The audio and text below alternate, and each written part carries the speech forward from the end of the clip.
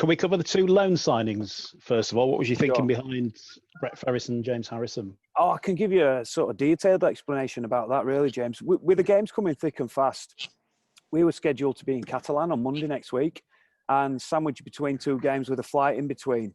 And look, given the impact on our squad at the moment, I think it's widely acknowledged in the game that because we've come back after a break, because of the speed of the game, and a number of other factors in there, it is having a heavy toll on squads. So we were just mindful, first of all, from a welfare point of view, and secondly, importance of games. We were probably going to send a bit of a different looking team to Catalan, James, and trying not to back any players up and as many players as we can. That's going to happen next month too.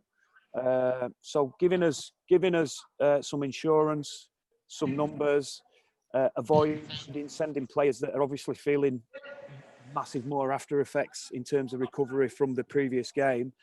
That was the thinking behind it and when it were done.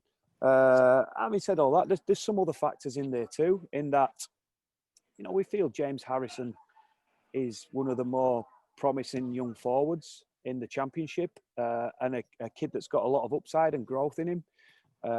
So part of our arrangement with Featherstone, we send a lot of players Featherstone's way. And I think to get someone coming back the other way, we can have a look at James. James can have a look at us, see how he adapts to a full-time environment, and he gives them some insurance again if we need to play him.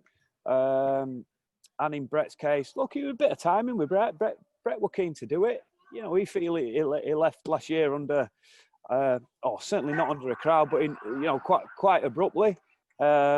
He's at home, sat twiddling his thumbs. He's in good shape, and even if we don't use him on the playing field, he just wanted to become a part of us. And again, given the reasons that this is a season like no other, James, it's probably not a decision we would have done in any normal season. But given the fact of backing games up, given the fact that we just don't want to overplay people who aren't fit, and given all the other circumstances that I'm talked about, we just thought, why not? It's not anything that's going to impact us from a salary cap point of view. It's certainly not something that's going to impact us where we see our young players. It's not going to block a path. We're not bringing in an experienced player in to block the path of any young kids. Actually, far from it. We feel Brett can help some of those young kids, around the training field and with his experience, and just give us some vital insurance in a season like no other, if that all sort of makes sense. Yeah, it does. In terms of when those guys might be, when you might envisage them being in contention, is it just as soon as they're needed? Yeah, if they're needed. As I say, they're certainly not coming to jump the queue in front of anybody that's already in our organisation. For James, great experience, a reciprocal arrangement with us and Featherstone lets us have a close look at him. Brett's a little bit of a different kettle of fish, and as I say, give us some insurance if needed. I'm pretty certain that had we been playing in France on Monday, it would have been a great opportunity to have a look at everyone, and as I say, not make any players play 3 games in 7 days when we're already being tested on recovery and rates and all that. And it's a luxury, James, that we've got at the moment. It's probably not a luxury that had it cost us a heap of money, or if we didn't have the sort of respective arrangement that we've got with Featherstone, we probably wouldn't have gone out there looking. But it were doable and were very easy to do, and we think it just, there were enough strong reasons to do it rather than not do it. Squad this week, James Donaldson's back in 3 weeks after suffering a broken bone in his back. That's quite some recovery, isn't it?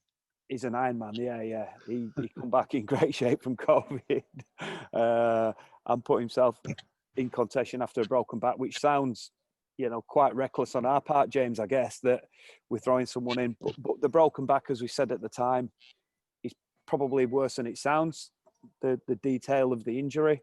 One thing he is doing is getting a scan today. We just need to know for peace of mind that is fully healed. If there's any suggestion that it's still in the healing process, we won't consider him, and we feel we don't need to. We've got Jared O'Connor in there who's a chance of making his debut, and we've also got Alex Mellor coming back too. So we've got plenty of alternatives in terms of that position. But Dono's done everything right, recovered, training great, not feeling a thing. But we just need to tick a little medical box today to see if we can actually consider him for a spot in the 17. So Jared O'Connor has a feasible chance of playing this week. Yeah, absolutely. And I think, back onto Brett Ferris, is it perceived as a backward step bringing Brett Ferris in? Mikolecki's a starter for us. Tommy Allroyd's in there playing really well. Alex Sutcliffe's featured on his bench last 2 weeks, and we've got every confidence if we need to play Jared this week. He's absolutely flying in training, doing everything right. Super young professional. You could probably look at Jared and think he's a little bit undersized for a middle.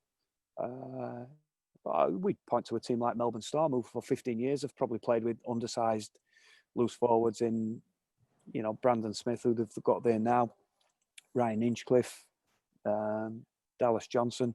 There's one thing we know about Jared. He's as tough as teak. He's got a massive engine.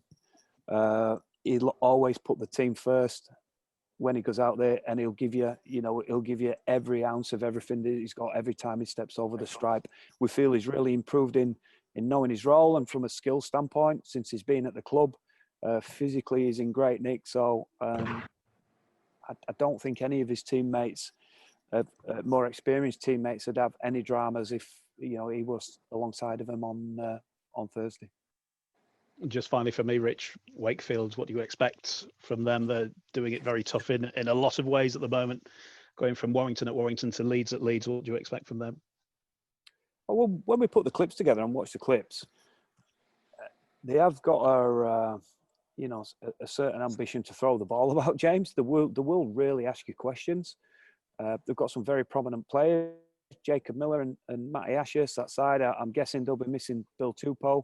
And I guess there is a little bit of unknown and uncertainty about the lineup.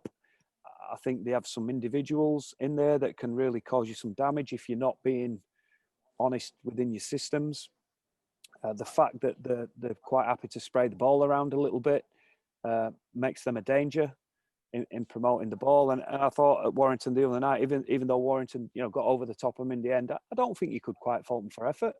I thought their effort and commitment to each other in some very trying circumstances, losing players like they did, were pretty good. They came back really strong again, Wigan. So I think they've had a mixed bag. I think they've had a real mixed bag, and they're getting tested in a lot of ways.